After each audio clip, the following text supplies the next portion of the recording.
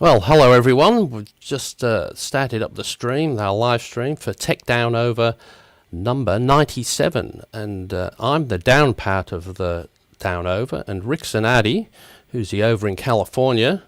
He's over in California, not on the show today. He's had other commitments and he can't make the show. But I do have a special guest, is Anders Øvergaard. So I hope I've said that correctly. Well, we'll just start the show now.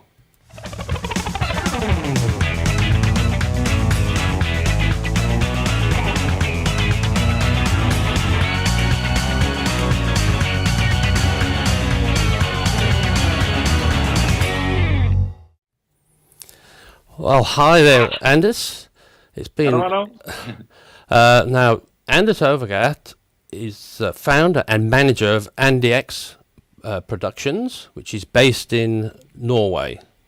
So I've been a fan of yours for about I got turned onto your site about 18 months ago. I think it was Dave Dugdale who pointed out, he said, you've got to keep your eye on this fellow. He does quite a good job. So how have you been going? I'm very good. I'm overwhelmed with all the response. It's crazy. It's yeah. So what I caught up with Rick was just mentioning about getting guests for the show, and he said you were coming on, and it was just at the time I was having a look at your IBC report. So what did you find out from this year from IBC? No, we were really hoping for to see the new GH5, Panasonic GH5, but unfortunately they didn't have it at the IBC 2016. So yeah, we're a bit disappointed. But at Photokina, just a week after, they announced the GH5, and the rumors were right. So it will have 10-bit internal recording and also 4K 60 frames per second. So we were really happy with that. So, but other than that, at the IBC, we looked at the aperture stand. We have made videos about the aperture company because they have a lot of affordable lights and affordable, general affordable equipment for filmmaking. So they had a new aperture DEC, which is an adapter between the Micro Four Third cameras and the Canon lenses. And now they have the adapter which also has an integrated variable ND. Oh, that's quite special. So yeah, there was some interesting things at the IBC. Yeah, well, I was waiting for the GH5 because I think that's when I think I first came onto your site was when you was changing over from the Canon 5D, was it? Mark II over to the GH4. And ever since then, I've really liked the Panasonic. I've got the FZ1000, but that's got the fixed lens. But I want to go to the GH4, but I've been hanging off for the GH5. Over there, do you get the restrictions of the 30-minute recording on the GH4 and GH5? I actually never thought that it was a restriction for me. Mostly I do fictional movies and commercials and stuff like that, and it's I also do interviews, but normally it doesn't last more than 30 minutes.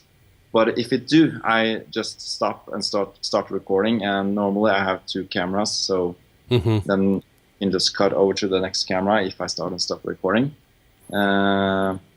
But I heard I think it was last year. I heard I was releasing the GH4 with a new version called GH4R or something. All right. Over 30 minutes recording.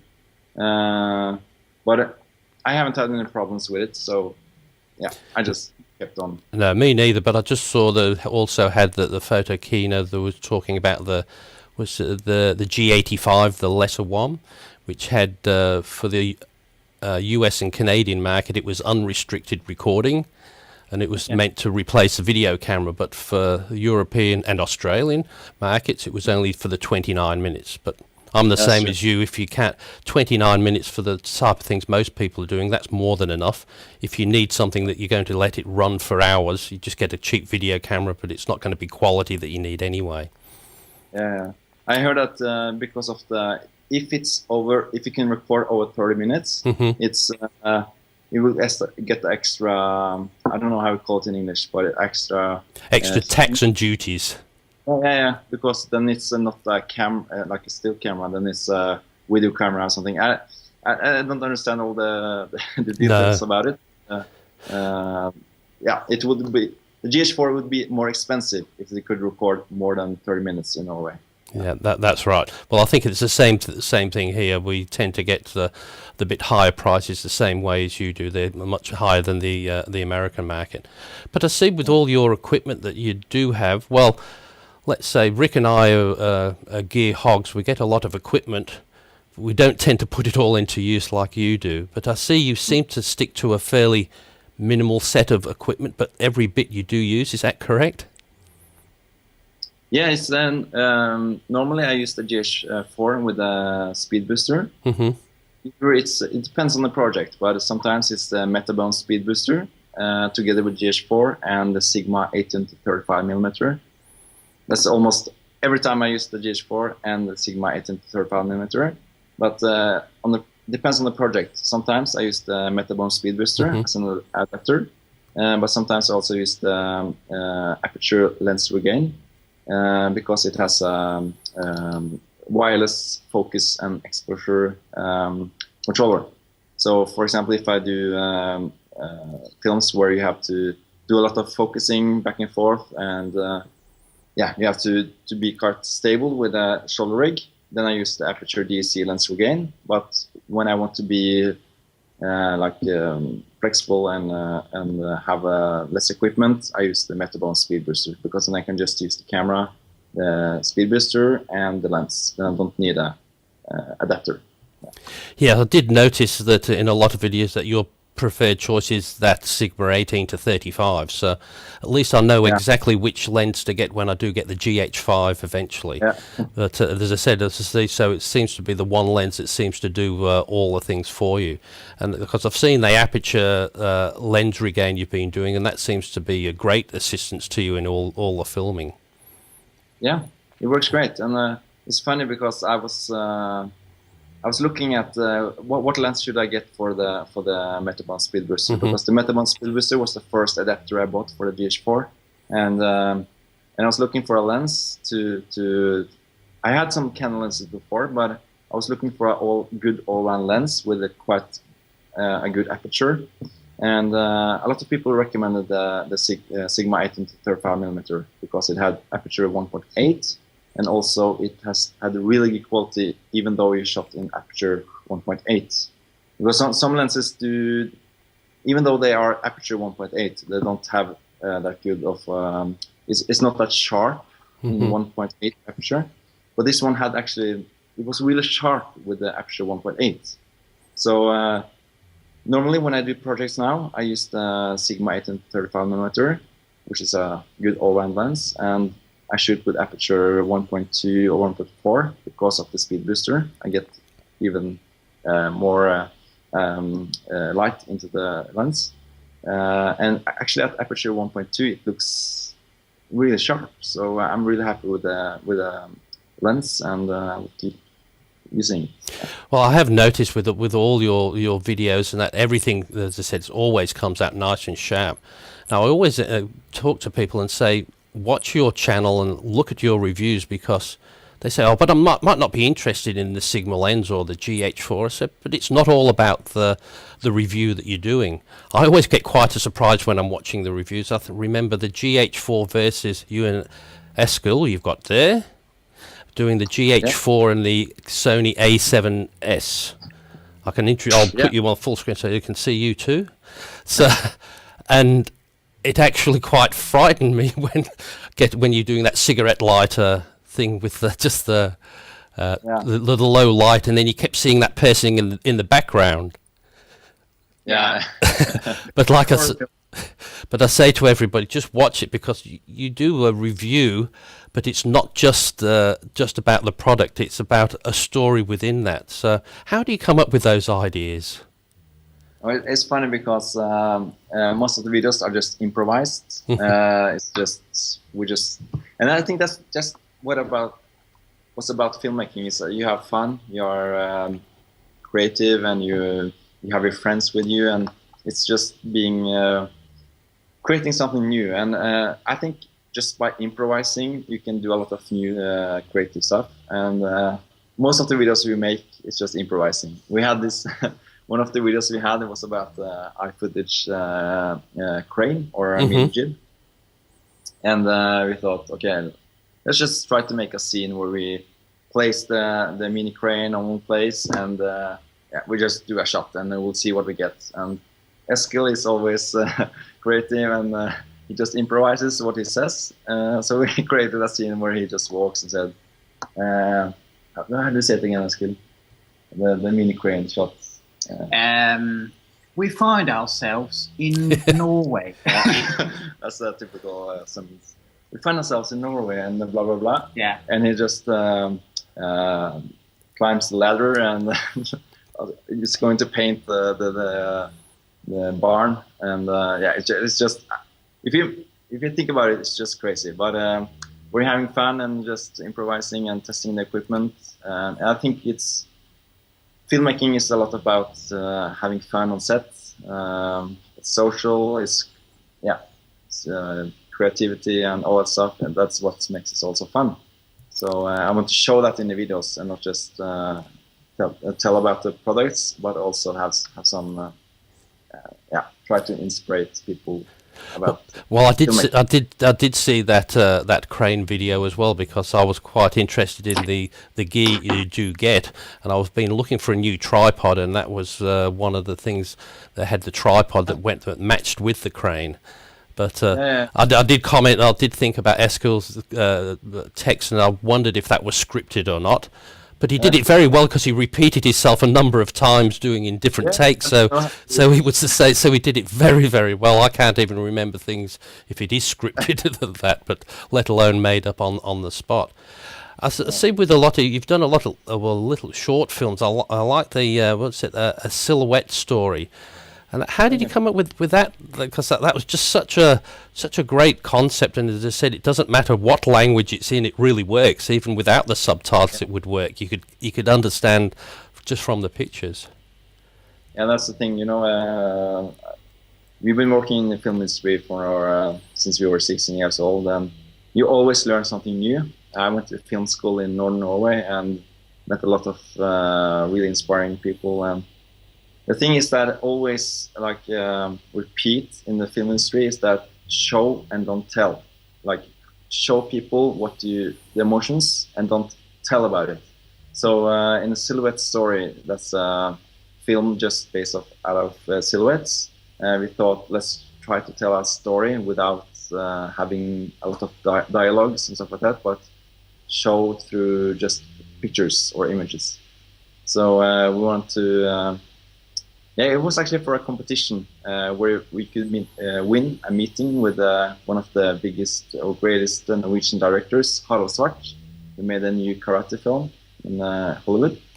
And we thought, okay, to win this competition, we have to come up with something special. So I thought, let's try to make something with the silhouettes.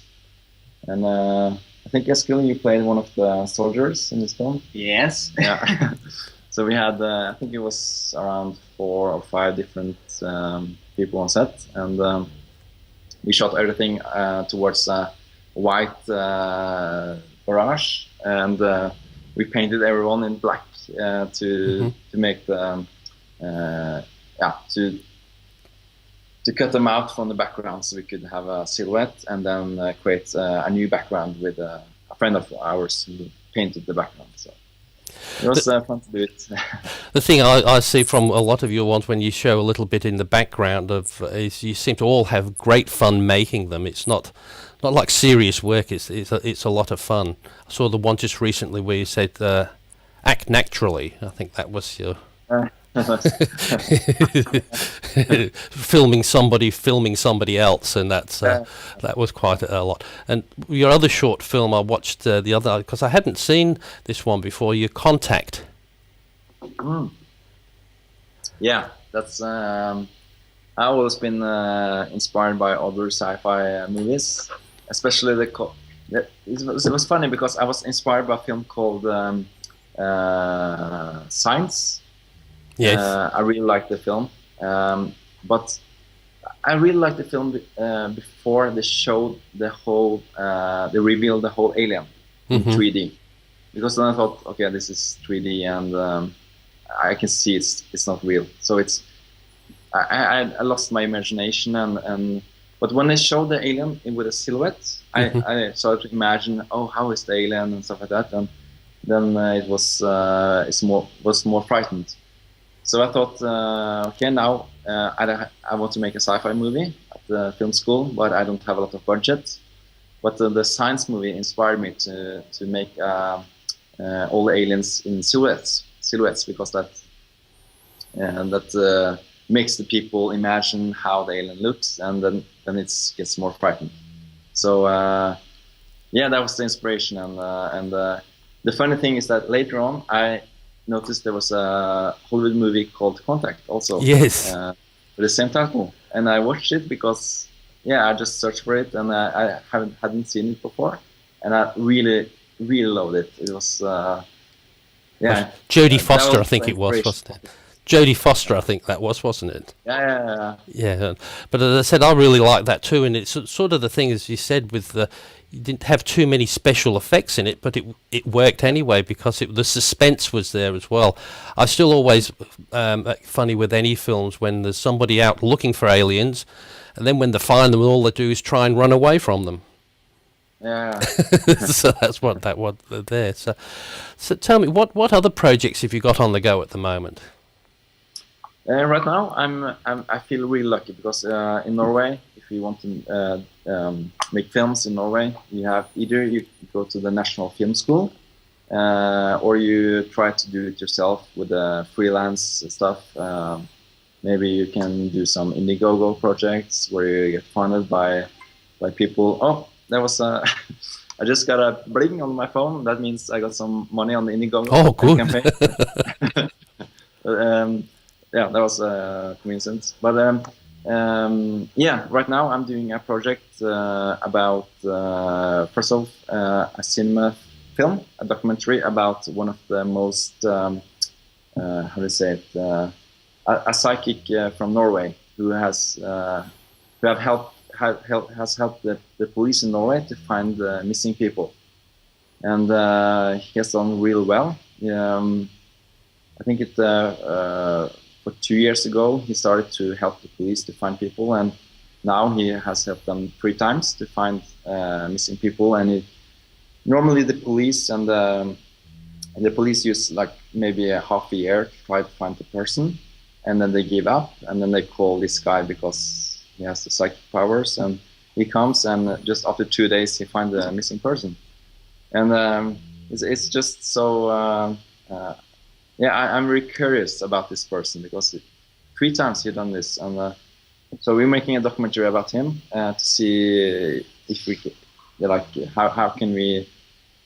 how does he work, and how is actually this true.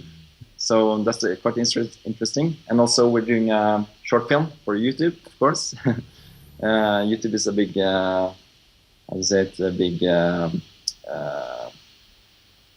big place of the film making we're doing. And now we want to make a short film about a sci-fi film, again, about cameras. So that will be a big project on YouTube. Well, I hope you've seen, I've already contributed to that. I've already put my $100 worth to that because I'm interested in seeing the camera hacks. Thank you so much. Yes. No, it's crazy because I never done this campaign before, like Indiegogo campaign, crowdfunding, and we thought, I can't imagine how this will turn out. I never done it before, and we thought let's just do it and see how the subscribers and the followers will react. And so far it has been a lot of contributors, around 125, and we're just so blown out by all the feedback, and it's crazy. Well, the great thing is that you do such a good job with the ones that you do by yourself. That's just under your own budget. If you've got a little bit of money behind you, that it's not just it's just not for love. You're getting a little bit of money out of it for that. So you've got 2 days to go, and I think you're getting close to your target. How much have you got so far? I think it's around $5,000, and we are aiming at 7,500. So it's. I don't think we'll reach it in 2 days. We'll see, but I think there's also a possibility to delay it for 1 week. And the thing is that we have 165, almost 165,000 subscribers on YouTube, and I don't think a lot of them, just a small amount of them, know about the campaign. So we're going to make a new YouTube video on Monday. I think we'll release it on Monday. It will actually be one of the most how do you say it? At this book. Requested. Well, yeah, one of the most requested videos we have. We're going to make a short film within for less than $1,000. We're going to, yeah. If we didn't have any equipment at all, how can you make a short film for less than $1,000? That's the theme of the YouTube video on Monday. So we're going to buy the 700D with a kit lens and some sound equipment and stuff like that, and try to make a short film. And go through the whole process of finding actors, finding locations, and stuff like that. I think it will be one of the most requested videos we have. And there I'm going to mention the campaign, and we'll see, maybe then we'll get more, even more response. But so far I'm really happy with the campaign, and even though we don't reach a goal at $7,500, I think we'll make the video or the short film, even though, because we got some people in Norway that's going to help out, and always when we have a goal, we just do it, even though we maybe don't have all the money, but we'll do it, and let's see what we can. Well, if I recommend to anybody, just contribute and make it happen, because you said you do such good work. You deserved to get some money out of it as well for that. But it's great to see you just giving back to the community there. You're saying a bit about doing a video on a budget. I did see you did a music video one just recorded on a Windows phone. Oh yeah, yeah, that was back in the days. I think it was around, I don't know, 30,000 subscribers, and I heard that Nokia was going to release a phone with a really good camera, so I just sent them an email and said, I have 30,000 subscribers, and could you send me or just borrow me your phone, and I could make a YouTube video about it. So they sent me the phone, but I was on the bottom of the list, because then they first had to send it to journalists to give reviews, and then I could make the video. So it was a bit after they released it, but yeah, the video turned out, I think it turned out really well, and it got over 100,000 views quite fast. So, but I just, and then Nokia suddenly said, we want to give you more phones because this is amazing. And then, they gave me some more phones, and I made more videos, and Eskild was in every one of them, and it turned out that Nokia got over, or the videos got over 500,000 views, and I just saw the comments. People were commenting, oh, I need to buy this phone, it looks so good, blah, blah, blah. So I think it was a really good way for Nokia to sell my phones, but unfortunately they stopped making phones. I don't know if it was because of the videos, but yeah. But they've started to make phones again. They started to make phones again. That's yeah. So now you've got Eskild there. I just want to ask the iPad, the iPad 2 one that you did back in 2011. Remember that one? Was that your probably the most viewed video you guys have done? Because it looks about nearly 6 million views. Yeah, it's definitely our most viewed single video. And it was said, was that before the iPad 2 actually was released, or after it had been released? It was just before the iPad 2 was released, which is obviously a major factor in its popularity. Yeah, and it probably makes more sense now with the big iPhones out there, with having a big 27-inch iMac doing that as an iPad. So it was very, very well done. I did have to laugh out at that. That was back in 2011. Was that correct? Around 2011? Yeah, it was 2011. That's correct. But I did see with interest that one of your other most viewed videos was with Anders just singing a song on GarageBand. That's got using auto-tune. Yeah, that's yes. true. And, Still more away. and it really blows me away that you take all that time and trouble with all the major videos that you do, 30, 40, 50,000 views, and one there that you of just a few minutes, and you get over 1 million views. No, both just the iPad 2 video and also the auto-tune video was just we got an idea, and the cool thing about YouTube is that you can just be creative as you want, and you don't have producers over you that says no, this is just too crazy, you can't upload this and stuff like that. You can just upload whatever you want, and so I think YouTube is a place where everyone can just be creative and show their stuff, and suddenly you get millions of views, and it's just crazy. I must admit, I've certainly got quite a few ideas from you already, just to try and get and use my equipment a bit more. You're in the professional side of it, but I just do mine for a bit of fun. But seeing your thing about the auto pan and tilt head that you do have, that I bought one in the Canova one with a pan and tilt head, but never got round to setting it up properly. But it's got me to get that out and use it a bit more to what it is, because there's some great equipment out there just not really being used a lot of the time. Yeah. So I saw you went to this year's IBC, and I saw you ran into Philip Bloom. I sort of seem to think you two are sort of quite similar in the things you do. Yeah, I don't know. I don't how to say it. I haven't watched a lot of Philip Bloom videos, but some in the early age, I was watching some of his videos, and it was cool to see him there. And, it's really cool. I didn't talk a lot with him, but I saw him, and it was fun to see him. But my friends, Eskild and the other guys, were so crazy about all the equipment there, so we just had to run and look at all the equipment. I even like that when you just did a filming of IBC, you still had to have a little bit of a theme to it. Had mock fans coming to get you in there, which rent a crowd and all that coming. I was nervous because that was the first fan meeting we had, and we're going to film the whole process, so the whole expedition, and I was if there was no fans meeting up, what should we do? It's like, we're going to meet a lot of fans now, blah blah blah, and then if no one shows up, it's like, oh, okay, we don't have any fans. But luckily there were some fans there, some followers, and thank you, Victor Bart.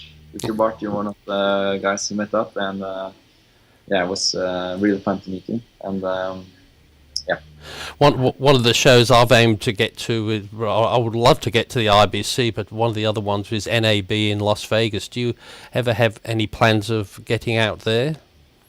I would love to go there.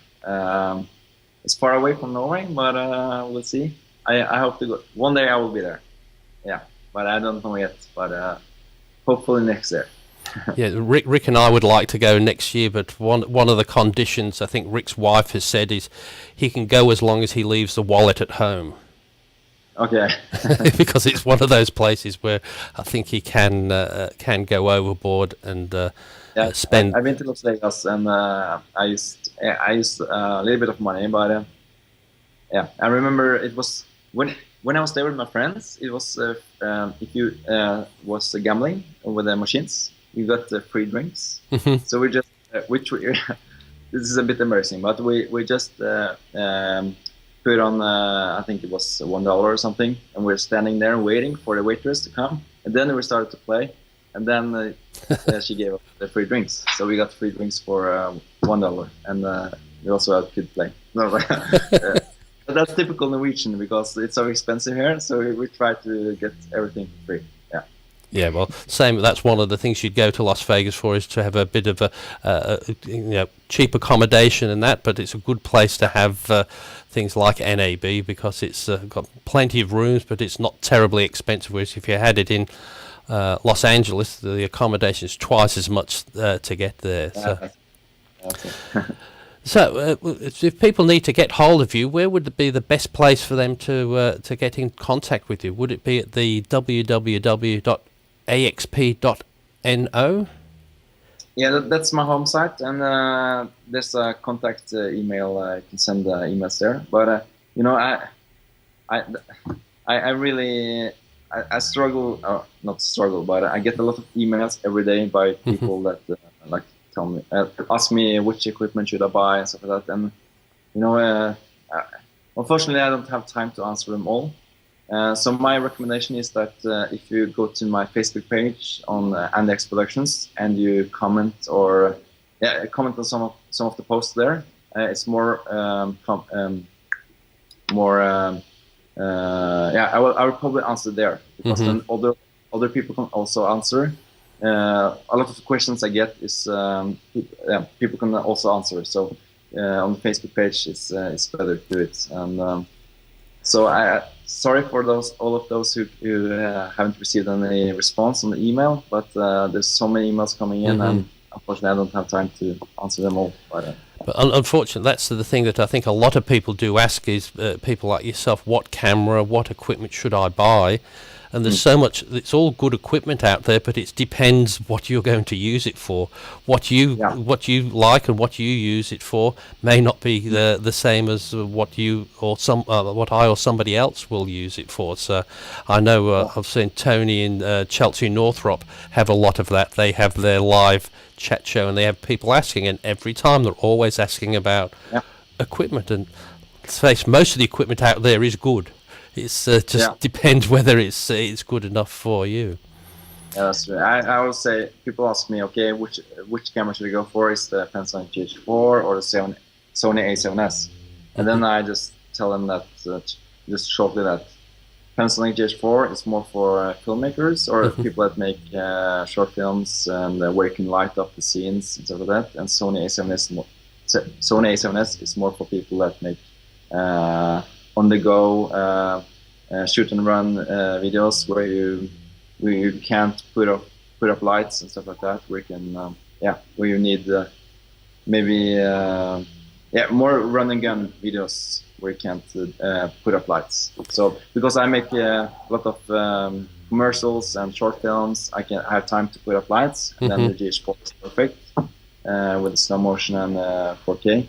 But for more run and gun types of movies, it's Sony A7S is really good.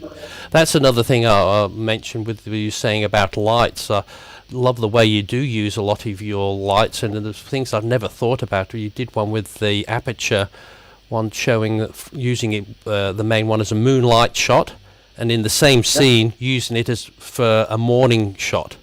But at the same time of day, it was just quite interesting. How you did that, Rick? It was fun to test it out. It was the Aperture Lightstorm LS1S, I think. At the film school I went to in Norway, we got people from the film industry to learn us or teach us how to do the proper lighting and stuff like that. So I learned a lot from the film school, and I wanted to test it out in the YouTube video, and it worked out quite well. So it was fun to do it, and that was it's nice to learn something from people in the film industry and then just show it on the YouTube. There was another one Rick and I commented on, was you had one of the smaller aperture lights that you stuck into a tree, into one of the parks you were walking in late at night. And we commented if we did that here, we'd probably get arrested in a park in the late at night, just with a camera and a couple of lights. How did you feel doing that there? No, it's no problem. In Norway you can do a lot of stuff without getting sued, so it was no problem. I think we were in a park in Norway, and in the middle of the night. I was actually, there were some people looking at us and like, what are you doing in the middle of the night in the park? But yeah, there's no problem. Just they saw we were filming, so yeah. Yeah. Okay, well, we're getting to the end of my time. We'd like to keep these to about 30 minutes, but thanks again for coming on to the show. And I do hope, I'll just urge everybody to go to the www.axp.no and click on the camera hack link there and go to the Indiegogo site and just contribute. So if you have a look at some of the videos Anders and Eskild do great work. So imagine what they'll do with just a little bit of funding behind them. So even the preview for the hack is great. So yeah, that's the thing. We know on YouTube we have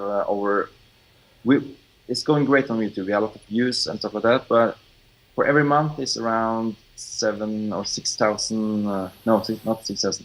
$600. That's what we earn every month from the YouTube channel, and that's not enough that's enough income to get for just doing films. So what this project is that we want to see what we can do with more amount or more money. So it's we want to convince people that just with a bit more time we can create something cool. So, well, I'd love to have you. Would you be interested in coming back when you do when you have finished the hack? That would be great to have you and Eskild, and we'll make Eskild part of the show next time if you can, if he wants to be. Yeah. We'll have a show just with Eskild if you want. So. Yeah. That would be great, mate. Oh, he does. I must say, when he was doing that scene with the crane, he did a very good accent on that. I thought, did that sound a very good English accent on that one there? So, what was your Australian again? Go and do your Australian again. My Australian accent is not very good, actually. Well, it's like most people. It sounds a bit like a Londoner, but it's close enough. I suppose it's gone from the English to the Londoner to an Australian anyway. So I just want to say that everyone that contributes at the camera hack campaign now will get a free entrance to the premiere in Norway. But I know it's quite hard to get to Norway, and it's going to be a premiere in December. It's a bit difficult to go to Norway, but if you do and you have contributed, you're welcome to the premiere party in December. I will post it on my Facebook page. We'll have a premiere at the local cinema, and we have a premiere party where you can hug Eskild as much as you want. So, yeah, if you want to come and you have contributed, do it, and yeah, we'll have a lot of fun. Well, as I said, for me, well, my travel plans, if I have to go somewhere where there's a point to go to, so now if there's a point to go there, I might try and get there, because it's always a good idea. Anyway, thanks again. And thank you so much for having me. And hopefully we'll see you again another time. Thanks again, and bye for now. Thank you so much.